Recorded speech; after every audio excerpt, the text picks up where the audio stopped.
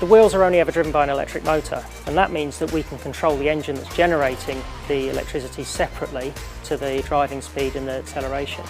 But we've also added another technology, which is active noise cancellation. So very similar to the headphones that you use on the aeroplane, we have a speaker in the luggage room of the car that will play the inverse noise to the engine and cancel it out. So when you're driving around the city, the engine can start and stop, and you won't even notice it's happening.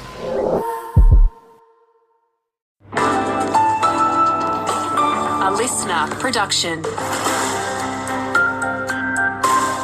G'day, it's Tom Perri with you. There's plenty for Limestone coasters in the federal budget, which was handed down overnight by Treasurer Jim Chalmers. Taxpayers will have to hand over less of their pay packets from July next year, leaving many with $268 more in their pockets.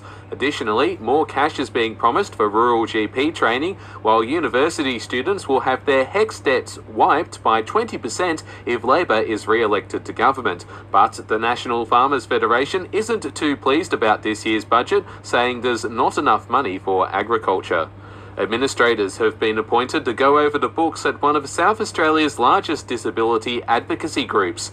It follows an investigation into the handling of grant funding, with creditors of Disability Rights Advocacy Service set to meet on Monday to discuss the next steps. The group had been operating on the Limestone coast with an office based in Mount Gambier. A statement on their website says they will be continuing to support their clients until further notice. South Australia's duck hunting season is back underway, sparking fresh calls from animal welfare groups to ban the practice. Lake George is one of the state's wetlands that is popular with hunters, but Carolyn Jones from the RSPCA says their actions are causing too much suffering. Wounding is an unavoidable consequence when flying animals are shot with pellets. These cause terrible injuries. They break bones, they break wings, they break legs, but they don't always kill the animals outright. And a Mount Barker man has been charged with sacrilege after allegedly breaking into a church in Murray Bridge. Police say they were called to the property around 3:30 yesterday morning after a security alarm was activated at the building.